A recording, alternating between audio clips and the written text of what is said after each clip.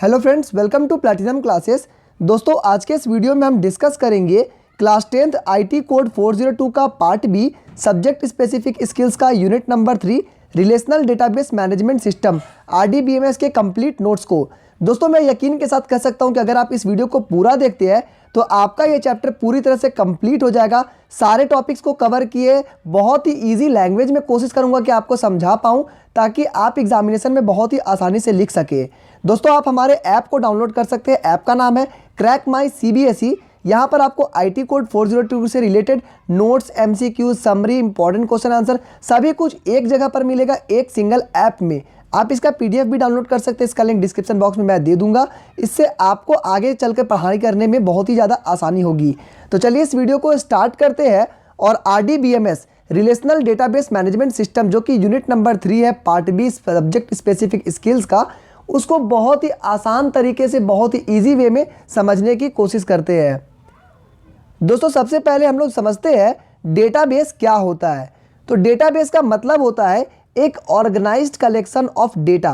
यानी कि मान के चलिए आपके पास एक शॉप है, आपके पास कपड़े का शॉप हो सकता है, स्टेशनरी का शॉप है, आपके पास अलग अलग तरह का सामान होगा। उन सामान का आप रिकॉर्ड मेंटेन करना चाहते हैं तो या तो आप एक डायरी में मेंटेन करेंगे या तो आप कंप्यूटर में मेंटेन उसको कर सकते हैं। ठीक है, तो जब आप उसे रिकॉर्ड को मेंटेन करते हैं एक सिस्टमैटिक ढंग से, जैसे कि हिंदी का बुक को आप एक जगह लिख दिए, इंग्लिश का बुक को आप एक जगह लिख दिए, उस तरह से जब आप मेंटेन करते हैं रिकॉर्ड को एक सिस्टमैटिक ढंग से, उसे ही हम कहते हैं डेटाबेस। ठीक है, a database is an organised collection of data. किसी भी डेटा को अगर आप ऑर्गेनाइज्ड वे में रखेंगे उसे हम डेटाबेस कहते हैं। दोस्तों, जब कंप्यूटर की बात करें तो वहाँ पर आपको सर्टेन प्रोग्राम्स मिलते हैं जहाँ पर आप डेटाबेस को अच्छे से स्टोर कर सकते हैं, जैसे कि माइक्रोसॉफ्ट एक्सेस हो गया, OpenOffice.org हो गया, MySQL हो गया। इस तरह के प्रोग्राम्स को यूज़ करके आप डेटाबेस को बहुत ही ईजी ढंग से मैनेज कर सकते हैं। नेक्स्ट बात करते हैं डेटाबेस मैनेजमेंट सिस्टम क्या होता है। अभी हम लोगों ने सीखा डेटाबेस क्या होता है, अब सीखेंगे डेटाबेस मैनेजमेंट सिस्टम क्या होता है। तो दोस्तों, जब आप डेटाबेस को आप कहीं पे स्टोर करते हैं तो हो सकता है कि आने वाले समय में आपको उस डेटा को यूज़ करना हो। जब आपको जानकारी चाहिए हो कि हिंदी का बुक कौन से पार्ट में रखे हैं, कौन से कबर्ड में रखे हैं, तो आप उस डेटाबेस को एक्सेस कर सकते हैं। तो ये एक तरह का प्रोग्राम होता है डेटाबेस मैनेजमेंट का, जहाँ पर आप उस डेटा को अच्छे से मैनेज कर सकते हैं कि उस डेटा को किस तरह से यूज़ करना है, उस डेटा में क्या क्या इन्फॉर्मेशन है, उसको किस तरह से आप लेना चाहते हैं। सारी चीज़ों की जानकारी आपको DBMS यानी कि डेटाबेस मैनेजमेंट में मिल जाएगी। डेटाबेस मैनेजमेंट सिस्टम के कुछ प्रोग्राम्स के बारे में आपको बता देता हूं, जैसे ओरेकल हो गया, IBM DB2 हो गया, माइक्रोसॉफ्ट SQL हो गया, माइक्रोसॉफ्ट एक्सेस हो गया। इस तरह के MySQL, फॉक्स प्रो हो गया, PostgreSQL हो गया, SQLite हो गया। इस तरह के प्रोग्राम आपको एक तरह का इंफ्रास्ट्रक्चर देते हैं जहां पर आप अपने डेटाबेस को एक्सेस कर सकते हैं बहुत ही ईजी वे में। तो ये आपका डेटाबेस मैनेजमेंट सिस्टम हो चुका। नेक्स्ट बात करते हैं एडवांटेजेस क्या होता है डेटाबेस का। देखिए, बहुत ही इंपॉर्टेंट क्वेश्चन है ये, आपके बोर्ड एग्जामिनेशन में आने के बहुत ज़्यादा चांसेस है, तो ध्यान से इसको समझिएगा। डेटाबेस का एडवांटेज क्या क्या होता है। सबसे पहले बात करेंगे रेड्यूसेस डेटा रिडंडेंसी। इसका मतलब क्या होता है, no chance of incorrecting duplicate data. जैसे कि आप जब डायरी में मेंटेन करते हैं, हो सकता है सेम चीज़ को आप अलग अलग पेज में मेंटेन कर दे। तो यहाँ पर क्या होता है, जब डेटाबेस में जब आप कंप्यूटर में कोई डेटा को रखते हैं तो आपको बता देगा कि सेम डेटा इस जगह पर रखा हुआ है। तो आप क्या करेंगे, सारे सेम डेटा को एक कॉलम में रखेंगे ताकि आपका डुप्लीकेट जो डेटा है वो बच सके। तो ये आपका हो गया रिड्यूसेस डेटा रिडंडेंसी। तो ये आपका याद रखना होगा। नेक्स्ट बात करते हैं शेयरिंग ऑफ डेटा। तो डेटाबेस में आपको एक और अच्छा फैसिलिटी मिलता है जिसमें कि आप डेटा को शेयर कर सकते हैं। जैसे कि आप ऑफिस के मालिक है, यहाँ पर आपके अलग अलग एम्प्लॉई है, आपने डेटाबेस अपने कंप्यूटर में स्टोर किया मेन डेटाबेस, तो आप अपने एम्प्लॉई के साथ शेयर कर सकते हैं। तो ये भी एक अच्छा एडवांटेज आपको डेटाबेस में मिलता है। नेक्स्ट है डेटा इंटीग्रिटी। इसका मतलब क्या होता है, एक्यूरेट कंसिस्टेंट डेटाबेस मिलता है यहाँ पर आपको। इसका मतलब क्या होता है कि आपके पास जो डेटा है वो बिल्कुल आप करेक्ट वे में इस तरह से रखेंगे कि आने वाले समय में आप कभी भी 1 साल 2 साल 10 साल के बाद भी जब आप डेटा को चूज़ करेंगे, जब आप देखना चाहेंगे, तो आप बहुत ही आसानी से कंसिस्टेंट वे में आप उसे देख सकेंगे। डेटा सिक्योरिटी भी आपको इसमें मिलती है कि जो ऑथराइज्ड पर्सन है सिर्फ वही उसको खोल सकते हैं। जैसे कि आप डायरी में मेंटेन करते हैं तो आप डायरी को अगर लॉकर में रखेंगे तब तो ऑथराइज्ड पर्सन खोलेंगे। अगर आप डायरी को अगर आप अपने रैक में रखते हैं तो हो सकता है कि कोई अनऑथराइज्ड पर्सन भी उसको खोल सके। तो डेटा सिक्योरिटी आपको मिलता है कंप्यूटर में, जहाँ पर आप डेटाबेस को पासवर्ड प्रोटेक्ट कर देंगे कि जब जो ऑथराइज्ड पर्सन होगा, जो वो यूज़र नेम पासवर्ड डालेगा, तभी आपका डेटा सिक्योरिटी का जो लॉक को खोल सकेगा और आप उस डेटा को एक्सेस कर सकेंगे। नेक्स्ट बात करते हैं प्राइवेसी की। तो यहाँ पे डेटाबेस जो भी होता है वो बिल्कुल प्राइवेसी होता है कि ऑथराइज्ड पर्सन होता है वही एक्सेस करेंगे, तो ये आपको प्राइवेसी वहाँ पे मिलता है। उसके बाद बैकअप और रिकवरी का एक ऑप्शन मिलता है। हो सकता है आपसे गलती से जो डेटा है वो कहीं से डिलीट हो गया होगा, या फिर वो डेटा आपसे को कहीं और बैकअप लेकर के रखना चाहते हैं। मान के चलिए आपका ये कंप्यूटर वहाँ पे सारा डेटा रखे, अगर आपका कंप्यूटर ख़राब हो जाता है, हार्ड डिस्क ख़राब हो जाता है, तो आप क्या करेंगे, उन सारे डेटा को आप बैकअप ले सकते हैं किसी और कंप्यूटर में, तो आप वहाँ से भी एक्सेस ले सकते हैं। तो ये आपका बेनिफिट हो गया। डेटा कंसिस्टेंस होता है, इसका मतलब क्या हो गया कि वहाँ पर मिसमैच होने का जो होता है, सेम डेटा अलग अलग जगह पे, उसका चांसेस कम हो जाता है। ठीक है, क्योंकि आपको कंप्यूटर बताते चलेगा कि आपका सेम डेटा इस जगह पर है, तो या तो आप मर्ज कर दीजिए या तो आप उसमें कुछ चेंजेस ला सकते हैं। तो ये सारे बेनिफिट्स हो गए जो कि आपको याद रखने हैं। दोस्तों ये सारी चीज़ें जो मैं आपको पढ़ा रहा हूँ, सारे नोट्स आपको crackmycbse.com पर मिल जाएगा फ्री ऑफ कॉस्ट। वहाँ पर आप जाइए, वहाँ पर आपको IT कोड 402 के अलावा हिंदी का ग्रामर MCQ भी आपको फ्री ऑफ कॉस्ट मिलेगा। तो वहाँ पर जाकर के जरूर crackmycbse.com पर विजिट करिए, बिल्कुल आपको वेबसाइट पसंद आएगा। दोस्तों नेक्स्ट बात करते हैं डेटा जो है, उस डेटा को हम किस तरह से ऑर्गेनाइज करते हैं। देखिए जैसे कि डेटा तो आपके पास है इन्फॉर्मेशन, उसको जब आप कंप्यूटर में रखेंगे तो ऑर्गेनाइज करने का आपके पास दो तरीके होते हैं, एक फ्लैट फाइल, दूसरा होता है रिलेशनल फाइल। ठीक है, दोनों का मतलब क्या होता है पहले उसको समझ लेते हैं। फ्लैट फाइल का मतलब क्या होता है कि कुछ डेटा है जिसको आप चाहते हैं कि बस सेव रहे और उस डेटा से बस आपको जब ज़रूरत पड़ेगा तब आप उसे लेंगे। ये बेसिकली छोटे अमाउंट ऑफ डेटा के लिए होता है। मान के चलिए आपके एक कंप्यूटर है, उस कंप्यूटर में कुछ डेटा को आप चाहते हैं स्टोर कर दे, जैसे कि आपके पास जो बुक्स का लिस्ट है आप उसको स्टोर करना, तो आप वहाँ पे स्टोर कर दिए, फिर आप उस डेटा को जब चाहेंगे तो आप ले सकते हैं। तो ये फ्लैट फाइल हो गया, यानी कि उस डेटा को आप दोबारा जब चाहेंगे बस उसी चीज़ को ले सकते हैं। ठीक है, रिलेशनल क्या होता है, रिलेशनल का मतलब होता है कि इसमें आपका दो अलग अलग तरह का टेबल बनता है, 3 टेबल बनता है और ये सब एक दूसरे से रिलेटेड होते हैं। जैसे कि मान के चलिए यहाँ पर आपने बुक्स का एक लिस्ट बनाया और यहाँ पे उसका प्राइस बनाया और यहाँ पर हो सकता है कि आपने इसका मार्जिन बनाया, यानी कि आप कितना फ़ायदा कमा रहे हैं। तो आपने क्या किया, प्राइस को अगर इंक्रीज़ किया तो आपका मार्जिन ऑटोमेटिकली बढ़ेगा। इसका मतलब क्या हो गया, ये रिलेशनल हो गया।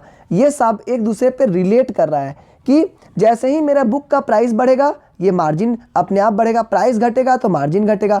अगर बुक का लिस्ट में से 2 बुक माइनस कर देते हैं तो आपका प्राइस अपने आप उसमें से जो अमाउंट होगा वो कम हो जाएगा। तो ये एक दूसरे से रिलेटेड रहेंगे। तो दो तरह से डेटा आपका हो गया, पहला फ्लैट फाइल। फ्लैट फाइल का मतलब हो गया कि सिंपल डेटा रखें और वह डेटा को आप यूज़ करें। रिलेशनल का मतलब हो गया कि एक डेटा दूसरे डेटा से रिलेटेड रहेंगे। ठीक है, उसके बाद बात करते हैं डेटाबेस सर्वर के बारे में।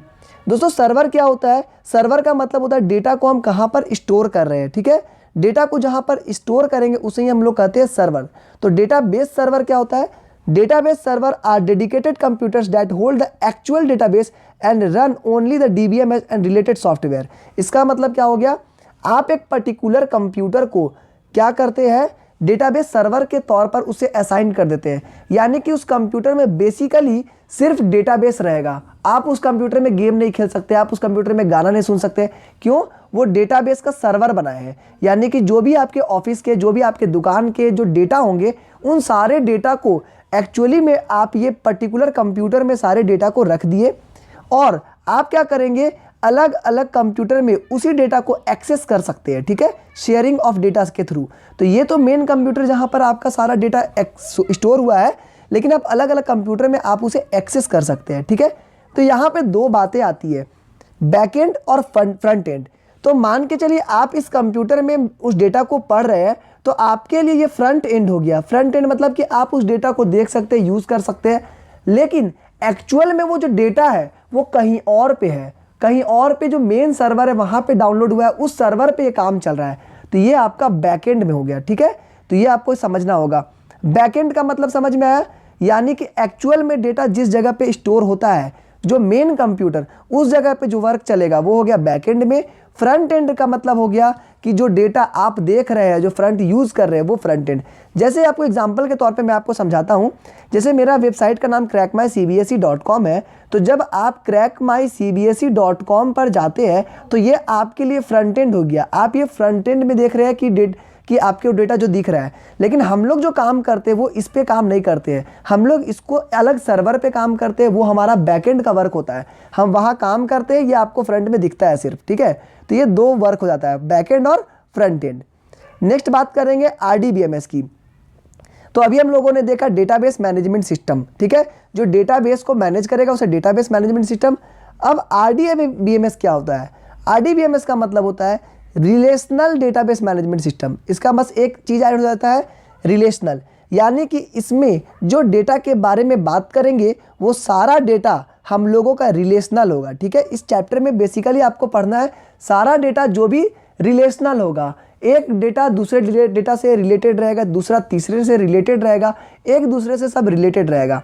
बहुत ध्यान से दोस्तों, अब यहाँ से आपका कंसेप्ट शुरू होता है, इसको बहुत ध्यान से समझिएगा, क्योंकि ये जो कंसेप्ट अगर आप एक बार समझ लेते हैं तो बोर्ड एग्जामिनेशन में आप बहुत ही आसानी से इसको स्कोर कर सकते हैं। रिलेशनल डेटाबेस मैनेजमेंट सिस्टम एक सिस्टम है जिसमें रिलेशनली डेटा को हम लोग रखते हैं और उसको एक्सेस करते हैं। यहाँ पर देखिए दोस्तों, सारा जो डेटा होता है वो रोज़ और कॉलम्स में होता है, ठीक है। याद रखिएगा, रोज़ को ही टपल्स बोलते हैं, ठीक है। ये डेटाबेस का अपना एक लैंग्वेज है, इसमें कंफ्यूज बिल्कुल भी मत होइएगा। याद बस आपको रखना है कि कभी भी टपल्स बोला जाएगा, टपल्स यानी कि रोज़ के बारे में बात हो रहा है, ठीक है। जब भी टपल्स के बारे में बात करेगा यानी कि वो रोज़ के बारे में बात करेगा। और ग्रुप्स इनटू रिलेशन टेबल्स, ठीक है। A database organised in terms the relational model is a relational database, कि जो भी डेटाबेस रिलेशनल मॉडल पे होगा, जो रिलेटेड वाला मॉडल पे होगा, उसे हम लोग रिलेशनल डेटाबेस कहेंगे, ठीक है। अभी मैं आपको और भी कॉलम्स को क्या कहते हैं, टेबल को क्या कहते हैं, सभी चीज़ को एक एक करके डिस्कस करूंगा, ठीक है। यहाँ पर याद रखिएगा टपल्स मतलब रोज़। नेक्स्ट बात करते हैं डेटाबेस के कंसेप्ट्स के बारे में। तो डेटाबेस का जो कंसेप्ट होता है वो आपका कुछ टॉपिक्स होगा, उसको आपको याद रखना है, टर्म्स जो होगा उसको आपको समझ करके रखना है। जैसे जब भी आपसे कोई पूछेगा आइटम, आइटम क्या होता है? तो आइटम होता है वो इन्फॉर्मेशन जो हम लोग डेटाबेस में स्टोर करते हैं। एक एग्जांपल मैं आपको नीचे दूंगा जिससे आपका सारा डाउट क्लियर हो जाएगा, बस आप इतना समझते चलिए और नोट्स बनाते चलिए, ठीक है। आइटम का मतलब क्या होता है? जो इन्फॉर्मेशन हम डेटाबेस में स्टोर करेंगे उस इन्फॉर्मेशन को हम कहेंगे आइटम। फील्ड क्या होगा? फील्ड का मतलब होता है जो क्वेश्चन आपसे टेबल में पूछा जा रहा है। जैसे आपके पास टेबल है तो जो टेबल में जो फील्ड्स खुला हुआ है जिसमें आपको डेटा डालना है तो वो हो गया आपका फील्ड। रिकॉर्ड क्या हो गया? एक सेट ऑफ इंफॉर्मेशन हो गया पर्टिकुलर एक डेटाबेस के लिए, ठीक है। अभी एक एग्जांपल से समझ में आ जाएगा। वैल्यूज़ क्या होता है? जो एक्चुअल डेटा जो आप डाले हैं उस पर्टिकुलर ब्लॉक में उसे हम लोग वैल्यू कहेंगे। इन चारों चीज़ों को हम लोग एक एग्जांपल से समझते हैं बहुत ही ईजी वे में। जैसे कि हम लोगों ने एक डेटाबेस तैयार किया जिसका नाम रखा है एम्प्लॉय। इस डेटाबेस का नाम क्या रखा है? एम्प्लॉय, ठीक है। अब आप एक एम्प्लॉय के लिए क्या क्या डेटा आप चाहते हैं उन सारे डेटा के लिए आपने क्या किया? एक टेबल बनाया। जैसे आप चाहते हैं employee code, employee name, employee address, employee designation, employee contact number, employee salary. तो आपने एक डेटाबेस बनाया एम्प्लॉय नाम से और ये सारे फील्ड्स आपको भरने हैं। अब एक एक करके समझिए। यहाँ पर आइटम क्या हो गया? तो आइटम हो गया आपका एम्प्लॉय, यानी कि आपने जो डेटाबेस बनाया किस चीज़ का इंफॉर्मेशन आप रखना चाहते हैं? तो आप रखना चाहते हैं एम्प्लॉय के सारे इंफॉर्मेशन, इसीलिए उसका नाम रख दिया आइटम। तो आइटम क्या हो गया? एम्प्लॉय। यहाँ भी आपको समझाए थे आइटम क्या होता है, क्या इंफॉर्मेशन आप स्टोर करना चाहते हैं। तो यहाँ पे हम एम्प्लॉय के बारे में इंफॉर्मेशन स्टोर करना चाहते हैं, इसीलिए हम आइटम क्या रखेंगे? एम्प्लॉय, ठीक है, समझ में आ गया। फील्ड का मतलब क्या होता है? वो इंफॉर्मेशन, वो क्वेश्चन जो आपसे टेबल पूछ रहा है।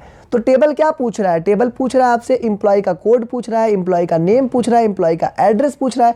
ये सारे चीज़ जो टेबल आपसे क्वेश्चन कर रहा है, इसका मतलब क्या हो गया? ये फील्ड्स हो गए, ठीक है। याद रखिए, आइटम हो गया जो इन्फॉर्मेशन आप एम्प्लॉय के बारे में डालना चाहते हैं। फील्ड क्या हो गया? एम्प्लॉय का कोड हो गया, एम्प्लॉय का नेम हो गया, एम्प्लॉय का एड्रेस, यही सारा इंफॉर्मेशन तो आपसे पूछ रहा है टेबल, इसीलिए फील्ड आपका ये हो गया। रिकॉर्ड क्या होगा? रिकॉर्ड मतलब एक पर्टिकुलर एक व्यक्ति का सारा इंफॉर्मेशन को जब आप डालते हैं तो उसे रिकॉर्ड कहते हैं। जैसे ये पर्टिकुलर चीज़ ये पूरा आपका रिकॉर्ड हो गया। जैसे कोई पूछेगा आपसे एम्प्लॉय नंबर 1 जो एम्प्लॉय कोड E001 है उसके बारे में आप मुझे इंफॉर्मेशन दीजिए, तो आप उसका रिकॉर्ड निकालेंगे। तो रिकॉर्ड में क्या हो जाएगा? उसका नाम, उसका एड्रेस, उसका डेजिग्नेशन, उसका कॉन्टैक्ट नंबर, उसका सैलरी, सब कुछ उसका रिकॉर्ड में आ गया। तो यहाँ पे रिकॉर्ड देखें। उसके बाद हम लोग वैल्यूज़ के बारे में बात करेंगे। तो जो पर्टिकुलर ब्लॉक में जो आपने जो वैल्यूज़ डाला, जो सामान डाला, जो आपने कंटेंट डाला, उसे ही हम कहते हैं वैल्यूज़। ठीक है, तो यहाँ पर आपका सारा डाउट्स क्लियर हो गया होगा आई थिंक। अभी आप एक बार और क्लियर कर लीजिए। जैसे एक डेटाबेस है जिसमें हम लोग एम्प्लॉय के बारे में इंफॉर्मेशन लिखना चाहते हैं, इसलिए इसका नाम पड़ा आइटम। जो क्वेश्चन आपसे डेटाबेस पूछ रहा है जैसे एम्प्लॉय कोड, एम्प्लॉय नेम, ये सब हो गया फील्ड। जो रिकॉर्ड होता है, जो आप पर्टिकुलर एक व्यक्ति का सारा इंफॉर्मेशन, उसको रिकॉर्ड बोलते हैं। उसके बाद जो पर्टिकुलर जो आप सामान डाल रहे हैं जैसे ABC मेरठ, आपने मैनेजर डाला, मोबाइल नंबर डाला, इसे हम लोग कहेंगे यहाँ पे वैल्यूज़। ठीक है, तो ये आपने सारे डेटाबेस के कंसेप्ट को सीख लिया। नेक्स्ट बात करेंगे की फील्ड। की फील्ड का मतलब क्या होता है दोस्तों? ये जो फील्ड होता है ये होता है यूनिक होता है। जैसे कि आप अपने स्कूल में जब जाएंगे तो आपका एडमिशन नंबर वो यूनिक होता है। सारे बच्चों से जब आप मैच करेंगे तो सभी बच्चों का एडमिशन नंबर आपसे अलग होगा। क्यों? क्योंकि प्रिंसिपल को ये चीज़ आसानी होता है, एक बार में जब पूछेंगे कि पर्टिकुलर 3547 जो आपका एडमिशन नंबर है उस बच्चे का डेटा बताइए, तो उसको पता है कि एक ही बच्चा है जिसका एडमिशन नंबर ये है 3547, उसका डेटाबेस निकालेगा, सारा इन्फॉर्मेशन उनको दे देगा। तो एक ऐसा फील्ड, एक ऐसा क्वेश्चन जो पूछने वाला फील्ड जो कि यूनिक हो, जैसे यहाँ पर हम लोगों ने देखा एम्प्लॉय कोड, ये कभी मैच नहीं करेगा। नेम मैच कर सकता है, एड्रेस मैच कर सकता है, डेजिग्नेशन मैच करेगा, कॉन्टैक्ट नंबर करेगा, सैलरी मैच करेगा, लेकिन एम्प्लॉय कोड कभी मैच नहीं करेगा। तो वो फील्ड जो मैच नहीं करेगा, वो यूनिक रहेगा, उसे ही हम कहेंगे की फील्ड। ठीक है, तो ये पांचों टॉपिक आपका क्लियर हो चुका है। नेक्स्ट बात करेंगे एक इंपॉर्टेंट क्वेश्चन की जो पूछ रहा है how does data is organised in RDBMS। How data is organised in RDBMS। RDBMS में डेटा किस तरह से ऑर्गेनाइज होता है? तो RDBMS में जो डेटा होता है वो इंटरलिंक्ड टेबल के फॉर्म पे ऑर्गेनाइज होता है। मतलब एक टेबल बना हुआ है, इसका डेटा इससे लिंक है, इसका टेबल इससे लिंक है, एक दूसरे से डेटा जो है लिंक होता है। ठीक है, तो अब RDBMS में हम लोग सीखेंगे कि टेबल में बहुत सारे जो कंसेप्ट होते हैं उसको क्या क्या कहते हैं। जैसे कि सबसे पहले बात करेंगे एक टेबल की। तो टेबल क्या होता है?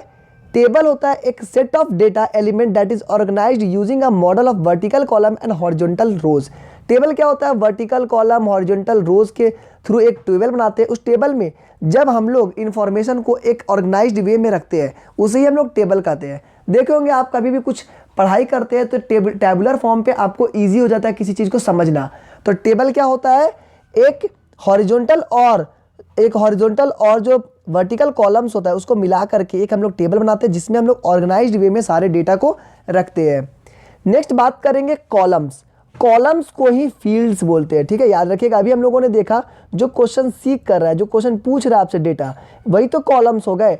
तो कॉलम्स को ही हम लोग क्या कहते हैं? फील्ड्स। याद रखिएगा, इसमें बिल्कुल कोई कंसेप्ट नहीं है, एकदम आपको रट के रखना है। फील्ड का मतलब कॉलम। फील्ड क्या होता है? जो वैल्यूज, जो क्वेश्चन आपसे टेबल पूछ रहा है, जैसे एम्प्लॉय का कोड पूछ रहा है, एम्प्लॉय का नेम पूछ रहा है, एम्प्लॉय का एड्रेस पूछ रहा है, ये सारे चीज जो होता है वो आपका कॉलम्स या फील्ड्स में आते हैं। ठीक है, कॉलम्स या फील्ड्स में आते हैं। रोज को क्या कहते हैं हम लोग? रोज को हम लोग टपल्स बोलते हैं या रिकॉर्ड्स भी बोलते हैं। अभी हम लोगों ने देखा एक पर्टिकुलर रिकॉर्ड पूरा एक एम्प्लॉय के बारे में, उसी तरह से हम लोगों ने अभी देखा रोज को ही, याद रखिएगा, रोज को ही टपल्स बोलते हैं, उसी को रिकॉर्ड्स बोलते हैं, कॉलम्स को ही फील्ड्स बोलते हैं। ये सारे चीज़ों को एकदम कंफ्यूज मत होइएगा, एग्जामिनेशन में डायरेक्ट क्वेश्चन पूछा जाएगा। नेक्स्ट है रोज और रिकॉर्ड्स हो चुका है। Data types. तो दोस्तों यहाँ पे अब हम लोग सीखेंगे डेटा टाइप्स के बारे में। जैसे कि आप कुछ डेटा डालते हैं तो हो सकता है आप ABCD के फॉर्म पे डालें, हो सकेगा आप क ख ग के फॉर्म पे डालें, 1 2 3 के फॉर्म पे डालें। तो डेटा या फिर 2.400 इस तरह के डेटा का अलग अलग टाइप्स होता है। ज़्यादा कुछ आपको इसमें याद नहीं रखना है क्योंकि हाई लेवल का हो जाता है। बस आप पर्टिकुलरली कुछ कुछ चीज़ों को समझ के रखिए। जैसे डेटा को हम टोटल 5 तरीके से रख सकते हैं। या तो न्यूमेरिक होगा, न्यूमेरिक मतलब 1 2 3 4, अल्फा न्यूमेरिक मतलब ABCD प्लस न्यूमेरिक हो गया। बाइनरी मतलब क्या होता है, 0 और 1 के फॉर्म पे रखेंगे डेटा को, 0 और 1 के फॉर्म पे। डेट और टाइम को रख सकते हैं हम लोग, जैसे आज कितना तारीख हो रहा है, कितना समय हो रहा है, ये भी एक डेटा का फॉर्म हो गया। या अदर वेरिएबल के टाइप पे, जैसे x के फॉर्म पे रख दिए, x का कुछ पर्टिकुलर आंसर आएगा। तो इस तरह से हम अलग अलग डेटा को रख सकते हैं। थोड़े से डीप में चलते हैं, इसको धीरे धीरे जल्दी जल्दी कंसेप्ट को क्लियर कर लेते हैं। जैसे कि न्यूमेरिक टाइप के बारे में बात करेंगे, जो 1 2 3 4 के बारे में बात करेंगे, इस तरह के बारे में बात करेंगे। तो डेटा हम लोग क्या क्या रख सकते हैं, सबसे पहले हम लोग डेटा रखेंगे बुलियन, यस और नो के फॉर्म पे पूछ सकते हैं। टेनी इंटीजर्स रख सकते हैं, मतलब कि 1 2 3 4 इस तरह के जो इंटीजर्स होते हैं उसको रख सकते हैं हम लोग। स्मॉल इंटीजर्स रख सकते हैं, इंटीजर्स को रख सकते हैं, बिग इंटीजर को रख सकते हैं, न्यूमेरिक को रख सकते हैं, डेसिमल को रख सकते हैं, रियल नंबर, फ्लोट को, डबल को। इस तरह के आप बहुत सारे डेटा को रख सकते हैं। बेसिकली आपको याद रखना है कि जो डेटा टाइप्स जो होता है वो टोटल 5 तरह का होता है। पहला न्यूमेरिक, जिसमें कि ABCD वाले को, सॉरी 1 2 3 4 वाले को रखते हैं, ठीक है। उसके भी सब पार्ट्स जो है वो आपको यहाँ पर मेंशन कर दिए गए हैं। उसके बाद बात करेंगे अल्फा न्यूमेरिक टाइप का। अल्फा न्यूमेरिक का मतलब क्या होता है, ABCD टाइप्स वाला। तो ABCD वाले में आप किस किस तरह का रख सकते हैं, पहला हो गया लॉन्ग वेर कैर। इसका मतलब क्या होता है, लॉन्ग कैरेक्टर वाला, लॉन्ग टेक्स्ट जब आपको रखना है। जैसे कि आप किसी का ना एड्रेस रखना चाहते हैं, तो एड्रेस तो आपको कॉलम ज़्यादा चाहिए, तो उसके लिए आप लॉन्ग वेर कैर लगाएंगे। जब आपको बस नाम रखना है तो छोटा टेक्स्ट चाहिए, तो आप कैर लगाएंगे। वेर कैर लगाएंगे जब आपका स्पेसिफाइड लेंथ रहना चाहिए। जैसे कि आप चाहते हैं कि आप जो पोस्टल कोड है या फिर जो आपका नाम है वो 10 डिजिट से ज़्यादा ना हो, 10 अल्फ़ाबेट से ज़्यादा ना हो, तो आप क्या करेंगे, उसमें स्पेसिफाइड लेंथ रख देंगे। वेर कैर इग्नोर केस भी लगा सकते हैं। इसका मतलब क्या होता है कि आप उसमें केस, मतलब कि जो ABCD छोटा रहे या बड़ा रहे उससे आपको मतलब नहीं, आप पर्टिकुलरली लिख सकते हैं। जैसे कि बहुत सारा डेटा जब आप फिल करेंगे अमेजन पे, ये सब पे, तो अपने आप छोटा लिखेंगे तो अपने आप बड़ा लिखा जाएगा। क्यों, वो केस सेंसिटिव रहता है, ठीक है। तो यहाँ पर हम लोगों ने देखा सबसे पहला कि न्यूमेरिक टाइप। न्यूमेरिक टाइप का मतलब क्या हो गया, 1 2 3 4 वाला। उसके बाद हो गया अल्फा न्यूमेरिक, ABCD वाला। नेक्स्ट बात करेंगे बाइनरी टाइप्स। बाइनरी टाइप्स का मतलब क्या होता है, जिसमें हम लोग 0 और 1 के फॉर्म पे रखते हैं, 0 1 0 1 के फॉर्म पे रखते हैं। इस फॉर्म पे जब रखेंगे डेटा को तो बाइनरी टाइप्स होगा। उसमें आपका फ़ोटो, म्यूज़िक, ये सारा फाइल्स उसी में आ जाएगा, क्योंकि फ़ोटो म्यूज़िक को भी बाद में बाइनरी फॉर्म पे कन्वर्ट किया जाता है और तब उस डेटा को स्टोर किया जाता है, ठीक है। उसमें भी कुछ बेसिक चीज़ें होती है, लॉन्ग वेर कैर, बाइनरी और वेर बाइनरी। ये सब आपको उतना डिटेल्स में नहीं समझना है, ठीक है। नेक्स्ट बात करेंगे डेट और टाइम की। तो डेट और टाइम को भी आप रख सकते हैं। जैसे कि आप कोई फील्ड है जिसमें आप बर्थ रखना चाहते हैं, डेट रखना चाहते हैं एडमिशन का, तो इस तरह के डेटा टाइप को बोलेंगे डेट और टाइम टाइप का डेटा टाइप, ठीक है। उसमें आप बहुत तरह से रख सकते हैं। जैसे डेट को रखेंगे स्टोर मंथ, उसमें मंथ, डे, ईयर का रखेंगे। टाइम के लिए आप आवर, मिनट, सेकंड को रखेंगे। टाइम स्टैम्प में आप क्या रखेंगे, डेट और टाइम दोनों का इंफॉर्मेशन रख सकते हैं। इस तरह के डेटा को आप रख सकते हैं। तो ये आपका डेटा टाइप के कुछ कंसेप्ट्स हो गए जो आपको बेसिकली बहुत इजी थे, जो कि आपको ये 5 टाइप आपको बस याद रखना है। एग्जामिनेशन में पूछा जाएगा कैटेगरीज ऑफ डेटा टाइप, तो ये आप पाँचों का नाम याद रखिएगा। चलिए नेक्स्ट बात करते हैं अब बहुत ही इंपॉर्टेंट चीज़ के बारे में, जो बहुत सारे बच्चे कंफ्यूज होते हैं। बहुत सारे बच्चों को ये चीज़ कंसेप्ट समझ में नहीं आता है कि प्राइमरी की और फॉरेन की क्या होता है, ठीक है। यहाँ पे 2 की होते हैं बेसिकली, और भी कुछ कुछ कंसेप्ट्स होते हैं जो आपको 10th लेवल पे नहीं पढ़ने हैं। तो प्राइमरी की और फॉरेन की के बारे में समझेंगे। देखिए, प्राइमरी की का डेफिनेशन और फॉरेन की का डेफिनेशन दोनों आप याद रखिएगा, एग्जामिनेशन में डायरेक्ट क्वेश्चन पूछे जाएंगे। तो प्राइमरी की का मतलब क्या होता है, इट इज़ अ की unique value that identifies a rows in a table. These keys are also indexed in the database, making it faster for the database to search a record.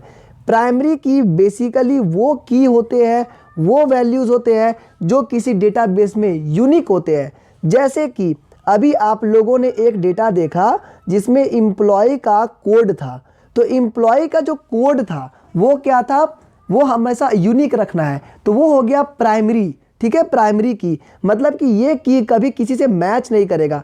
याद रखना आप लोगों को, प्राइमरी की जब भी पूछा जाएगा तो वो वैल्यूज़, वो यूनिक वैल्यूज़ जो पूरे डेटा में कभी मैच नहीं करेगा। जैसे आप चाहते हैं कि आपका स्कूल का एक डेटाबेस बनाए, तो आपने एक प्राइमरी की असाइन कर दिया, जैसे कि उसका एडमिशन नंबर, तो एडमिशन नंबर कभी मैच नहीं करेगा, बस एडमिशन नंबर सर्च करेंगे उसका सारा डेटाबेस आ जाएगा। तो प्राइमरी की क्या होता है, एक यूनिक वैल्यू जो कि किसी भी टेबल के रो को आइडेंटिफाई करता है, ये जो रोज है उसको आइडेंटिफाई करेगा, अलग अलग रोज को बताता है, ठीक है। फॉरेन की क्या होता है, the foreign key identifies a columns or set of columns in referencing table that reference to a column or set of columns in other reference table. Foreign key basically वो चीज होते हैं जो पर्टिकुलरली उस टेबल से आते हैं जिस टेबल को हम लोग प्राइमरी की के तौर पे रखते हैं, ठीक है। यहाँ पर आपको याद रखना है कि ये कॉलम्स को आइडेंटिफाई करते हैं, ठीक है। फॉरेन की जो होते हैं वो कॉलम्स को आइडेंटिफाई करते हैं और प्राइमरी की जो होते हैं वो आपके रोज को आइडेंटिफाई करते हैं। प्राइमरी की रोज को आइडेंटिफाई करते हैं, फॉरेन की जो कॉलम्स को आइडेंटिफाई करते हैं। फॉरेन कीज जो होते हैं वो आपके रेफरेंस के लिए होते हैं और उसमें मैच कर सकता है, 2-3 मैच करेगा, उससे कोई मतलब नहीं है, ठीक है। इसमें एक चीज आप याद रखिएगा, the one side of relation is always the parent and provide primary की attribute to copied, the many side of the relation is always child into which foreign key is attribute is copied। जैसे कि आप क्या करते, एक particular computer है आपके पास main, और इस तरह के बहुत सारे कंप्यूटर है, ठीक है। तो एक जो बेस जो आपका मेन कंप्यूटर है उसमें आप क्या किए, वन साइड जो रिलेशन है वो हमेशा क्या है, प्राइमरी है, ये प्राइमरी रहेगा और इसका डेटा सब में यूज़ होगा, तो ये सब सेकेंडरी डेटा में चला जाएगा, ठीक है। फॉरेन कीज़ में ये सब चलेगा। तो आपको याद करने का कुछ तरीका है, वन पेरेंट पी के प्राइमरी की, मतलब वन पेरेंट का प्राइमरी की, मेनी चाइल्ड फॉरेन की, ये आपको बस याद रखने हैं, ठीक है। नेक्स्ट बात करते हैं, there are 2 types of languages. जो डेटाबेस जो आप रखेंगे उसको डेटाबेस रखने के लिए 2 तरह के लैंग्वेजेस होते हैं। सबसे पहला होता है आपका DDL, उसके बाद आता है DML। DDL का मतलब डेटा डेफिनेशन लैंग्वेज, उसके बाद DML का मतलब होता है डेटा मैनिपुलेशन लैंग्वेज। दोनों के बारे में डिटेल्स में समझते हैं। यहाँ पर से आपका जो कंसेप्ट शुरू होता है वो बेसिकली वो जो टेबल होगा उस टेबल के क्रिएट करना, टेबल को डिलीट करना, टेबल में कंटेंट्स डालना, टेबल में कंटेंट्स निकालना, ये सारे कंसेप्ट्स आपको इस पर्टिकुलर टॉपिक से अब शुरू होते हैं। बहुत ध्यान से समझिएगा, एग्जाम्पल को लेकर के मैं समझाऊंगा ताकि आपको कोई दूसरा वीडियो देखने का बिल्कुल भी जरूरत नहीं पड़ेगा। यहां पर दोस्तों सबसे पहले बात करते हैं डेटा डेफिनेशन के बारे में, ठीक है। तो it is a standard commands that defines the different structures in a database. DDL statements create, modify, remove database objects such as table, index and users. यहां पर आपको मैं बता दूं कि ये जो DDL कमांड होता है, DDL कमांड बेसिकली ये आपका टेबल्स पर काम करता है। ये किस पे काम करेगा, टेबल पर काम करेगा। इसका मतलब टेबल का स्ट्रक्चर कैसा रहेगा उसके बारे में जब आपको जानना है तो DDL कमांड्स होगा, ठीक है।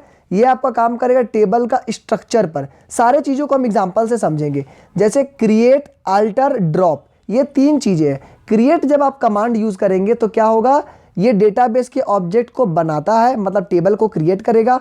अल्टर का मतलब क्या हो गया, वो डेटाबेस के ऑब्जेक्ट को आपको चेंजेस करेगा, मॉडिफाई करेगा, यानी कि टेबल को मॉडिफाई करेगा। ड्रॉप का मतलब क्या होता है, डिलीट करना, तो डेटाबेस को डिलीट करेगा, एक पर्टिकुलर टेबल को ही डिलीट कर देगा।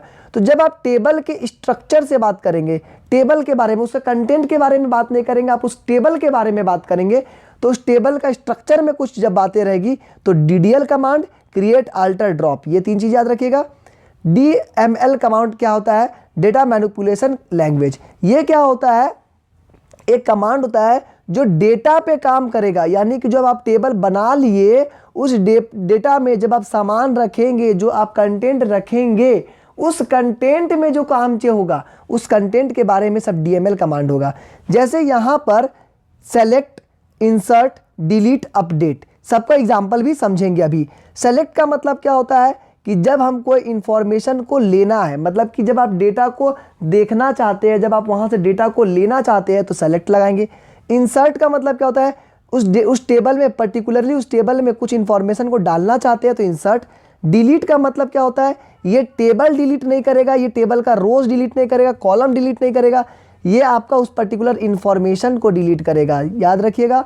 अपडेट क्या करेगा, उस पर्टिकुलर इंफॉर्मेशन को अपडेट करेगा, ये आपका टेबल पे कोई काम नहीं करेगा। तो यहाँ पे 2 चीज़ बिल्कुल याद रख लीजिए, मैं आपको बार बार बोल रहा हूँ ताकि आप कंफ्यूज नहीं करेंगे। DDL जो कमांड होता है क्रिएट अल्टर ड्रॉप, ये टेबल के स्ट्रक्चर पे काम करेगा, यानी रोज पे, कॉलम्स पे, टेबल पे काम करेगा। और जो DML कमांड होते हैं सेलेक्ट, इंसर्ट, डिलीट, अपडेट, ये सारा कमांड काम करेगा आपके कंटेंट पे काम करेगा, ये पर्टिकुलर कंटेंट पे काम करेगा। ठीक है, सबका एक एक एग्जांपल देखते हैं हम लोग। सबसे पहले एक चीज़ और समझ लीजिए, DML कमांड क्या होता है, प्रोसीजरल होता है, दूसरा होता है नॉन प्रोसीजरल। प्रोसीजरल क्या होता है, the user specifies what data is needed and how to get it. और इसमें जो नॉन प्रोसीजरल होता है, the user only specifies what data is needed. Procedural का मतलब क्या होता है कि आप जो डेटा चाहते हैं उस डेटा को तो आप बताएंगे कि कौन सा डेटा चाहते हैं, साथ ही साथ आप उस डेटा को किस तरह से चाहते हैं, उसमें क्या क्या आप चेंजेस लाना चाहते हैं, सभी कुछ आप एक साथ बताएंगे प्रोसीजरल में। नॉन प्रोसीजरल का मतलब क्या होता है, सिर्फ आप ये बताएंगे हमको डेटा चाहिए, वो किस तरह से चाहिए आपको उससे मतलब नहीं है। ठीक है, अब popular data manipulation language is SQL, structured query language. Structured query language जो होता है वो आपका SQL एक बहुत ही पॉपुलर है मैनिपुलेशन लैंग्वेज का DML के लिए। ठीक है, तो ये आपको याद रखना है। चलिए आप लास्ट टॉपिक पे आते हैं, एक एग्जांपल से हम लोग DML और DDL, जो DDL जो है डेटा डेफिनेशन लैंग्वेज और DML जो है डेटा मैनिपुलेशन लैंग्वेज, सभी को एक एक करके एक एग्जांपल से समझते हैं। बोर्ड में दोस्तों बिल्कुल भी आपको प्रॉब्लम नहीं होगा, आप बस इसको ध्यान से समझते रहिए। यहाँ पर हम लोग एक डेटाबेस को तैयार करते हैं SQL में। ठीक है, SQL में ही आप लोगों को बेसिकली करना है। तो एक डेटाबेस को तैयार किए जिसका नाम रखे एम्प्लॉय इन्फो। क्या रखे, एम्प्लॉय इन्फो, उस डेटा का नाम रखे। और यहाँ पे अलग अलग जो फील्ड्स है, जैसे कि एम्प्लॉय ID हो गया, एम्प्लॉय नेम हो गया, emergency contact number, phone number, address, city, country, ये सारा चीज़ एक डेटा हम लोग रखे हैं। तो ये जो क्वेश्चन पूछ रहा है, मतलब एम्प्लॉय का ID पूछ रहा है, ये क्या हो गया आपके लिए, ये हो गया आपके लिए फील्ड्स। ठीक है, ये पर्टिकुलर पूरा चीज़ क्या हो गया, ये आपका हो गया रिकॉर्ड। ये आपका क्या हो गया, जो इसके अंदर वैल्यूज़ डाल रहे हैं, तो ये वैल्यूज़ हो गया। ठीक है, इसी को हम लोग रोज़ बोलते हैं, इसी को टपल्स बोलते हैं, इसी को रिकॉर्ड बोलते हैं। ठीक है, ये सारी चीज़ें को समझ गए। चलिए अब हम लोग DML और DDL कमांड को समझते हैं। ये टेबल आप लोगों ने यहाँ पे देखा, ध्यान से देख लीजिए। अब चलिए एक एक करके हम लोग समझते हैं। सबसे पहले हम लोग अब बात करेंगे DDL कमांड की। तो DDL कमांड का मतलब क्या हो गया, जो डेटा का टेबल पे काम करेंगे, टेबल पर, तो टेबल के स्ट्रक्चर पे। तो जब हमको क्रिएट कमांड को कैसे यूज़ करेंगे, हम लोग लिखेंगे क्रिएट टेबल एम्प्लॉय इन्फो, मतलब ये टेबल का नाम रखे। तो ये आपका एक टेबल के लिए एक डेटाबेस तैयार हो गया। कैसे लिखे, लिखने का तरीका था क्रिएट टेबल एम्प्लॉय इन्फो, ये उसका नाम रखे, तो ये आपका क्रिएट हो गया एक टेबल। नेक्स्ट ड्रॉप कमांड को कैसे लिखेंगे, ड्रॉप डेटाबेस एम्प्लॉय। ठीक है, जब हम लिखेंगे ड्रॉप डेटाबेस एम्प्लॉय, तो ये किस पे काम हो रहा है, ये सारा जो टर्म्स है ये आपका पर्टिकुलरली एक टेबल पे काम हो रहा है, उसका डेटा पे काम नहीं हो रहा है, उस टेबल पे। तो ये पूरा डेटा को ही डिलीट कर देगा, पूरा टेबल को ही डिलीट कर देगा। ठीक है, ड्रॉप टेबल टेबल नेम, ये जब डालेंगे तो ऑल जो इंफॉर्मेशन है टेबल का वो डिलीट हो जाएगा। ठीक है, उसके बाद क्या करेंगे, ट्रंकेट टेबल एम्प्लॉय इन्फो। जब आप ये कमांड यूज़ करेंगे ट्रंकेट टेबल एम्प्लॉय इन्फो, तो जो इन्फॉर्मेशन है वो डिलीट हो जाएगा, लेकिन उस टेबल डिलीट नहीं होगा, वो टेबल आपका बच जाएगा। तो तीनों का मतलब समझिए, ड्रॉप में क्या होता है, ड्रॉप डेटाबेस करेंगे तो कंप्लीटली आपका डेटाबेस डिलीट हो जाएगा। ड्रॉप टेबल नेम जब आप किए तो आपका कंप्लीटली इंफॉर्मेशन डिलीट हो गया। ठीक है, उसके बाद क्या हो गया, जब आप ट्रंकेट लगा देते हैं तो ट्रंकेट लगाने के बाद क्या हो जाता है कि वो आपका इंफॉर्मेशन डिलीट करेगा, लेकिन टेबल का जो फॉर्मेट है वो डिलीट नहीं होता है। ठीक है, नेक्स्ट बात करेंगे अल्टर का।